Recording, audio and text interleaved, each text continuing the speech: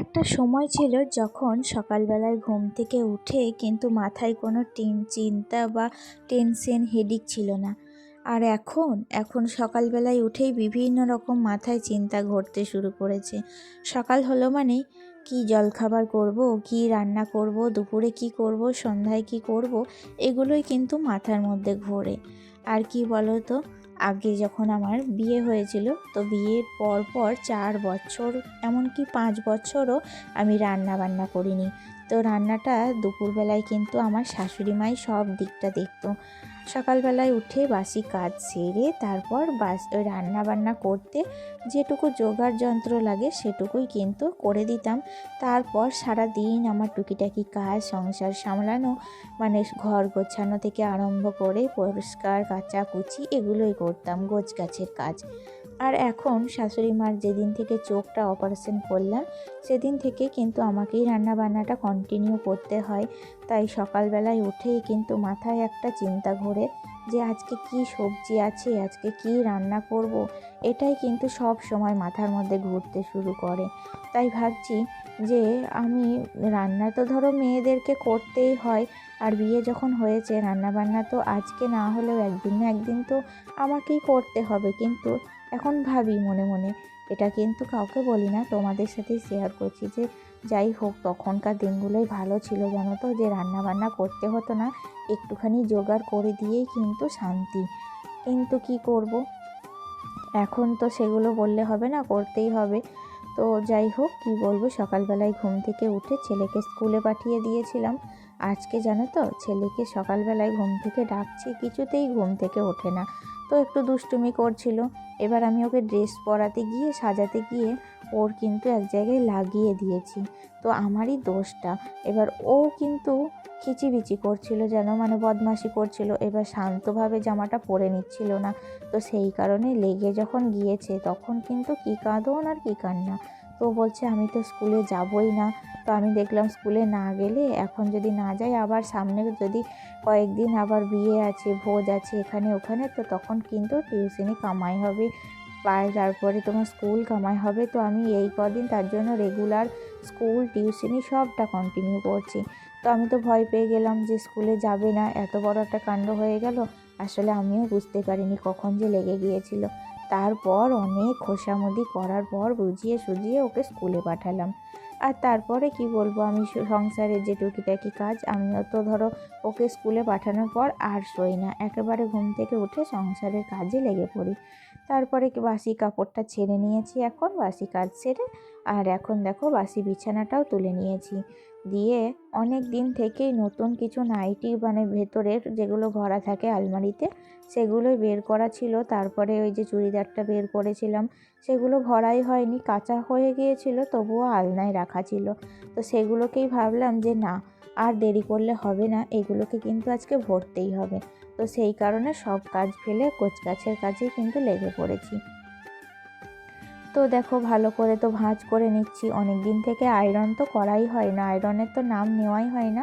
সামনে গ্রীষ্মকালে আমি সমস্তটা আলমারি ঝেড়ে ফেলে সব কিছু আয়রন করব, এটা কিন্তু আমি একটা ডিসিশন নিয়েছি, জানো। তো যাই হোক, এদিকে তো জামা কাপড়গুলো ভাঁজ হয়ে গিয়েছে। আর ঘরটা কি বলতো, একটু অন্ধকার লাগছিল, কারণ আমার যে ঘরে দুটো বাল্ব আছে, তো রডটা তো জ্বলছে, আর এদিককার যে বাল্বটা আছে না, সেটা কিন্তু ফিউজ হয়ে গিয়েছে।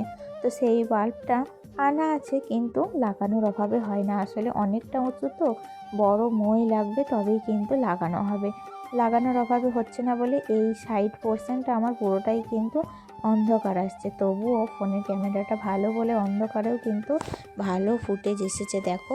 তো যাই হোক, এদিকে কিন্তু আমার যে জামা কাপড়গুলো ভাঁজ করলাম সেগুলো সমস্তটা আলমারির মধ্যে গুছিয়ে রেখে দিলাম। আর তারপরেই আমি চলে এসেছিলাম ছাদে। আর ছাদে যখন আসি তখন কি বলতো, বাবু কিন্তু স্কুল থেকে চলে এসেছিল, মানে মোটামুটি 10:30 মতো বেজে গিয়েছিল। এখন তো মানে শীতের সময় ওদের স্কুলটা খুব তাড়াতাড়ি কিন্তু ছুটি দিয়ে দেয় না, একটু দেরি হয় আসতে। আর এদিকে আমার এখানে কাগজ ফুলের গাছে একটা বড় ধনিয়া পাতার কিন্তু একটা ঝাড় হয়েছিল। তো আজকে ভাবলাম সেই ঝাড়টাকেই তুলে ফেলবো।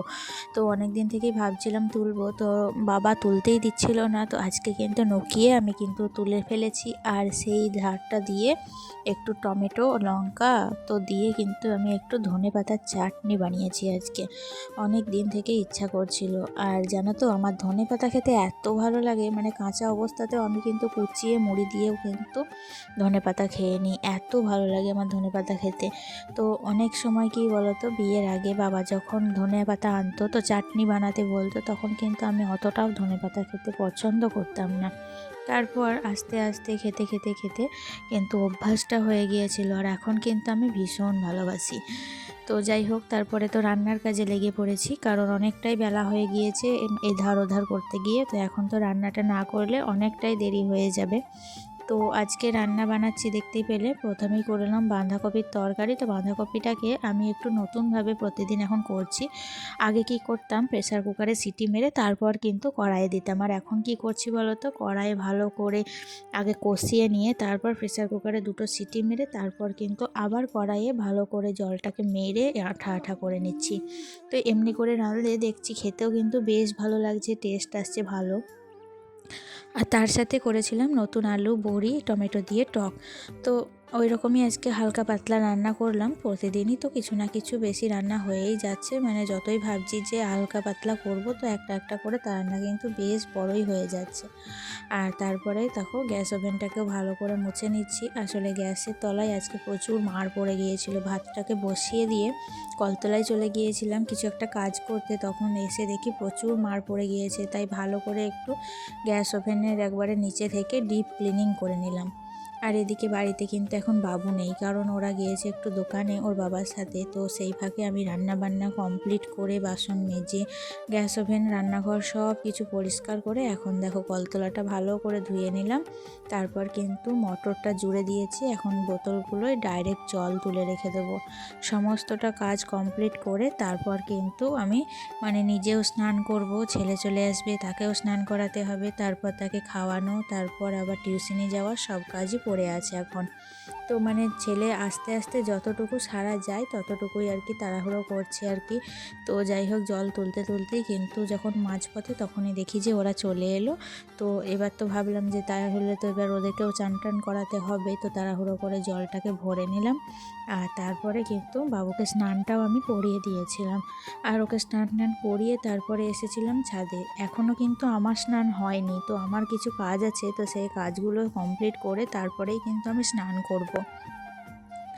যেহেতু এখন ফেব্রুয়ারি মার্চ পড়বে তো সেই কারণেই, মানে পড়বে বলতে ভুল, পড়েই গিয়েছে প্রথম দিক ফার্স্ট উইক এই সপ্তাহে, মানে এখন গ্রীষ্মের শুরু। তো তাই সেই কারণে এই সময়টাই কি বলতো, এখন শীতকালের ফুলের সিজন তো শেষ, তো এখন গ্রীষ্মকালীন ফুলের যে গাছগুলো আমার বাগানে আছে তো সেগুলোরই একটু বেশি কেয়ার নিচ্ছি আর কি। তো এইদিকে দেখো মানে জবা গাছ ছিল এখানে, তো জবা গাছটাকে ভালো করে কাটিং ছাটিং করে নিলাম। তো ভাবছি রিপোর্টিংও করব, তাই আসলে একটু এদিককার কাজে ব্যস্ত। আসলে সকাল থেকে তো এসব কাজ করাই হয় না, রান্না বান্না নিয়ে ব্যস্ত, তারপরে ছেলের পড়াশোনার চাপ বেড়েছে, দিয়ে আমারও কিন্তু হাতে আর সময় পাই না। আর এখন বিকেলবেলায় এসে দেখছি সন্ধে লেগে যাচ্ছে, তারপরে কিন্তু আর এসব কাজ করতে তখন আর ইচ্ছা করে না। সেই কারণে ভাবলাম স্নান করার আগেই কিন্তু আমি আজকে এইসব কাজগুলো করব। তো ওদিকে তো জবা গাছটা দেখলে রিপোর্টিং করব ভাবছি, আর এদিকে আমি বেলি গাছ দুটোকে কিন্তু রিপোর্টিং করে নিচ্ছি। মানে গত বছর দেখেছিলাম বেলি গাছটা রিপোর্টিং করার পর ভালো ফল পেয়েছিলাম, প্রচুর ফুল দিয়েছিল। তাই ভাবছি এবছরও কিন্তু বেলি গাছটাকেও আমি রিপোর্টিং করব। তো প্রথমে দেখো বেলি গাছটাকে তো আমি একেবারে গোড়া সমেত সমস্ত মাটি আমি বের করে নিয়েছি। আর তারপরে কিন্তু গোড়ার দিকে যে শিকড়গুলো ছিল তো সেই শিকড়গুলো ভালো করে কেটে আবার পুনরায় ওই টবগুলোতেই কিন্তু রিপোর্টিং করলাম। তো ভেবেছিলাম একটু বড় টব নিব, কিন্তু আমার কাছে না বড় টবের কোনো স্টক ছিল না, তো সেই কারণে ওই টবেই কিন্তু রিপোর্টিং করলাম। তাছাড়াও আমার অনেক এখনও গাছ আছে যেগুলোকে রিপোর্টিং করতে হবে, ভালো করে তাদেরকে যত্ন কাটিং ছাটিং সবই করতে হবে, কিন্তু আজকে আর সময়ে কোলালো না জানো তো। আজকে কিন্তু আর করাটা সম্ভব হবে না, কারণ এখন যদি আমি সমস্ত গাছগুলোকে রিপোর্টিং করতে চাই তাহলে কিন্তু প্রচুর দেরি হয়ে যাবে। আর দেখতেই পাচ্ছ মানে আমি এখানে স্ট্যান্ডটা খাড়া করেছি, তো রোদে কিন্তু স্ট্যান্ডের যে ছায়াটা কিন্তু আমার ওপরে পড়ছে, তোমরা অনেকেই বুঝতে পারবে। তো আমি প্রত্যেকটা ভিডিও আমি কিন্তু এভাবে স্ট্যান্ড লাগিয়েই করি, কারণ ক্যামেরা ধরার পারফেক্ট লোক যেমন পায় না সব সময়। তো এবার ধরো সবাই সব রকম কাজে থাকে, তো সবাই তো সব সময় ক্যামেরা করতে পারে না। তো যাই হোক, এদিকে দেখো আমার বেলি গাছের কাছে বেশ কিছু রজনীগন্ধা গাছও হয়েছিল। তো দেখো রিপোর্টিং করার সময় রজনীগন্ধা গাছগুলোকেও কিন্তু আমি বেলি গাছের থেকে আলাদা করে দিয়েছি। তো এইরকম পদ্ধতিতে কিন্তু আমি আরেকটা বেলি গাছ সেটাকেও রিপোর্টিং করেছি, এমনকি জবা গাছটাকেও একটা গ্রো ব্যাগের মধ্যে রিপোর্টিং করে দিয়েছি। তো এখন দেখো আমার গাছগুলো কিন্তু আগের থেকে আশা করি অনেক হেলদি হবে, অনেক ফুল দেবে। সামনে বর্ষাকালে গ্রীষ্মকালে বেলি গাছের ফুল দেখতে বেশ ভালো লাগে। সাদা ফুল এমনিতেই ভালো লাগে, আর তার মধ্যে ছোট ছোট হয়ে এক গাছ যদি ফুটে ওঠে তাহলে কিন্তু খুবই ভালো লাগবে। তো চলো তাহলে বন্ধুরা, আজকের মতো তাহলে ভিডিওটি এখানেই শেষ করছি। দেখা হচ্ছে নেক্সট ব্লগে। আজকের ব্লগটা কেমন লাগলো কমেন্টে জানিও। টাটা।